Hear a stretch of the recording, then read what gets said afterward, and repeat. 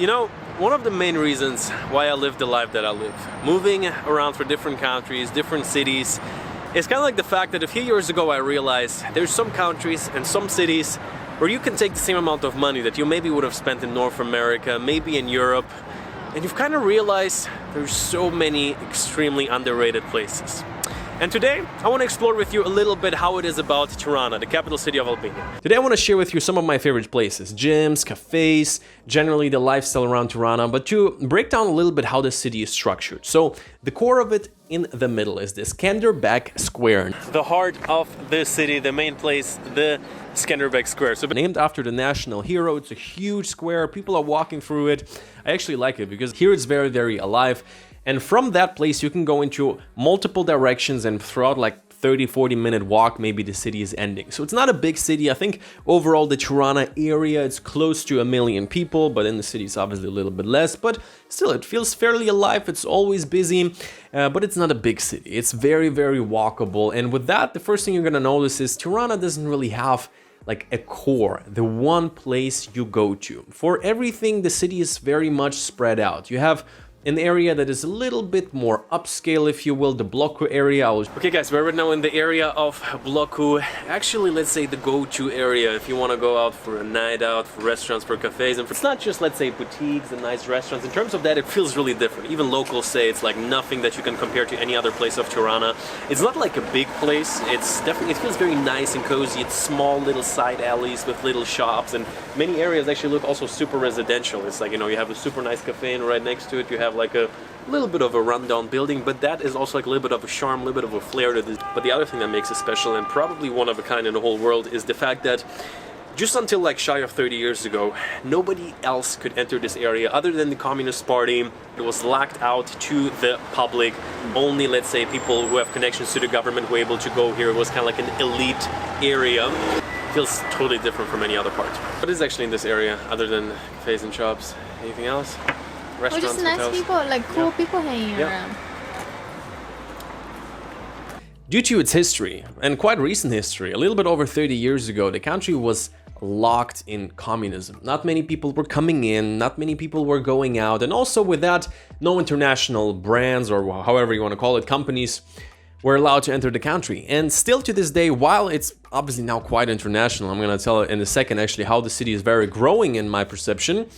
There's like, you know, there's no McDonald's plaster all over the world. There's no Starbucks at every corner. And while I think that is quite interesting, I had a few friends coming over, they're like working online, and they had a hard time figuring out the city. It's just different from most places. For me personally, a few recommendations I can give is the Botanica Cafe at the main square, so in the Opera building. Actually, if you're just gonna look up Opera Tirana. So sitting right now in one of the nicest cafes right at the main square, Cafe Botanica. And also a favorite bookstore. I'm going to show you that place in a second as well. I think it's the biggest English-speaking bookstore in Albania. But it is a super nice bookstore. They also have a big English-speaking section, so I actually come here every once in a while. They also have like every few weeks new book deliveries, so right at the main square. Check it out. Get some knowledge. It is called the Müllery, and after a few weeks, maybe a month in Albania, I realized it is a huge chain here. It's a national Albanian chain, and I gotta say, I love this coffee place. The coffee is nice and strong, and it is at literally every corner of Albania. Depending on the location, it's either just a good cafe, or it's almost like, let's say, a remote working setup station. Some of the places have multiple floors, and the most crazy part is the coffee goes for like between 50 cents and like $1, $1.50, depending on espresso cappuccino. Some of the most affordable coffee in the whole world, and some of the best one as well. The pricing, like this video is not necessarily about prices, but Tirana is definitely one of the most affordable cities in the area, especially in comparison to like Central Europe.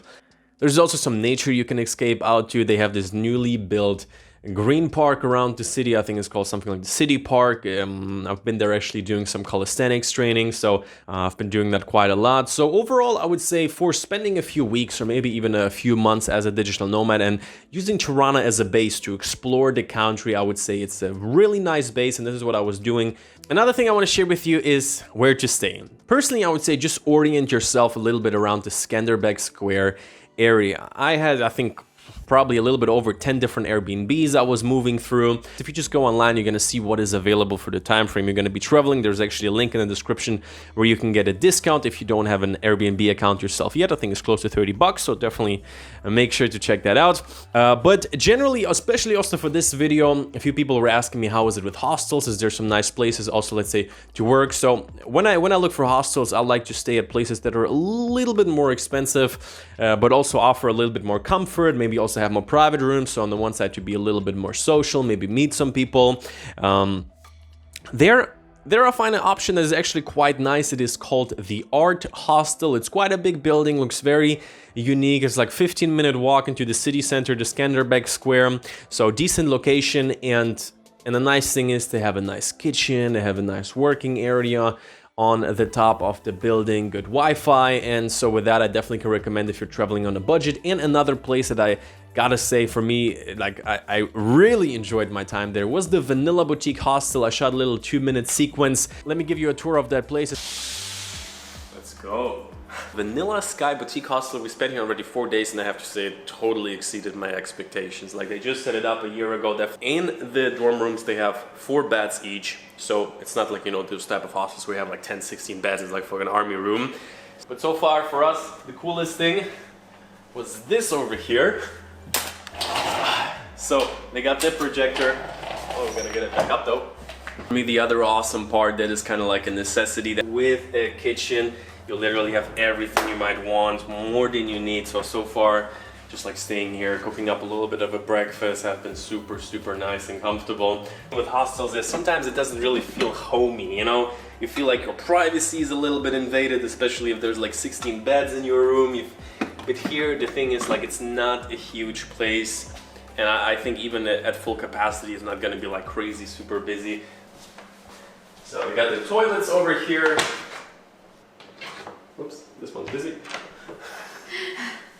Our Turkish friend is there. Wait. What, you didn't know they had balconies? Yeah. Okay guys, and here we are right now on the balcony. We are in the area of Blokut. We show you our room. Decided to stay in a private room here, just because it's also not very expensive. Overall, in terms of the price, I actually just asked the bunk beds. They are at, depending on the season, like 10 to 12, 13 euro. Sometimes maybe a little bit more, sometimes a little bit less, depending on the season. So I would say totally worth it. I don't think you're gonna get a better deal than that. And the private rooms are around 20 to 30 euro. One thing I have to tell you that does piss me off every once in a while a little bit is the fact how many constructions there are right now in Tirana. So on the one side, I'm excited to come back maybe in 2-3 years and see what they actually did. But the thing is, if you're gonna get unlucky, or let's say every other time, you're gonna be living right next to a construction. In the city, there's at least 20, 30 major construction sites they're building a lot. And I love to see that. Like, actually right now, when we just arrived, there was one big construction site the first time I've been in Albania in the summer. It was this green building right in front of me. Now they're finally finishing up, and yeah, they also have some freaky, kind of interesting architecture here in Tirana. So we'll see what the future is gonna bring, but that's something to keep in mind. Like, how many times have we stayed next to a construction? Many times. All the time. Like with, yeah, you're checking in, everything's great. Next morning they're drilling in front of your window. The other thing, they're also building a lot of new highways, a lot of new roads. Again, good thing in a year or two. Right now it's almost impossible to get into Tirana, to get out of Tirana. The traffic is crazy.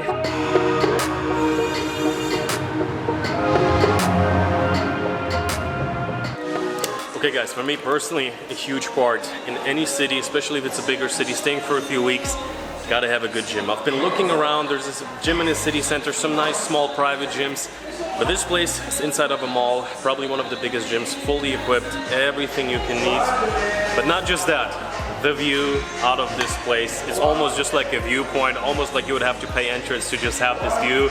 Most epic thing, sunrises, sunsets. I've spent some time here. Highly recommend it. Fit Express in the Ring Center Mall. Not very central, but like 10-15 minute walk from the city center. The place where we rented our car is actually right here in the Blokut area. And what we did just around a week ago is a trip up the mountain, a little bit of a 15-20 minute drive to the Chateau Faksa. So basically the chateau is kind of like a restaurant, guest house, hotel, and definitely a unique place. Like with Bianca, it was a little bit like we almost made it to Italy. right? It was. Yes. It looks completely like Italy, like countryside of Italy, super nice. I love that place. Yeah, it's kind of like pretty much in the mountains that you see around Tirana. Huh? I'm gonna come and sit here. Okay guys, what a warm day, seriously. I'm here in the sweater, just took off my jacket. Oh, it's so hot. Seriously, this is just too good. The olive trees makes you feel like you're in Italy, but basically little capsules that go down the rope. They say like you have an amazing view, but there we also have it. So here with the breakfast, got some omelette. So that's after you get drunk. Slow down!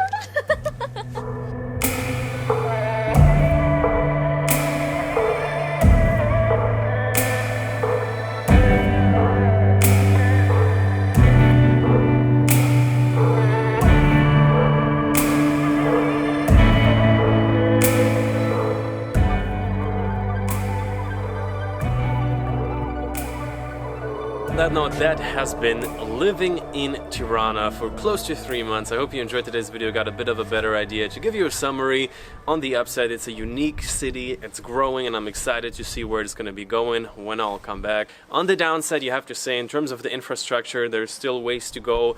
Albania does have a bit of a trash problem. I mentioned it in previous videos. For me personally, it's not a big deal, but it's something that you have to expect when you come. But I think those are all points to consider when you're thinking about going to your place, be it for a few weeks, for a few months, but especially when it comes to moving there even longer term. And this is what a lot we talk here on the channel about, the digital nomad lifestyle, living perpetually in different countries. That's personally what I've been doing for the past 3-4 years, and that's what I'm sharing on the Got a World to See channel here. So if that is something you're into, make sure to subscribe if you haven't yet. You can also join me on my Instagram. There I share a little bit the day-to-day, what I'm up to, and also where I am right now. So join me on there as well. We're gonna see each other very soon.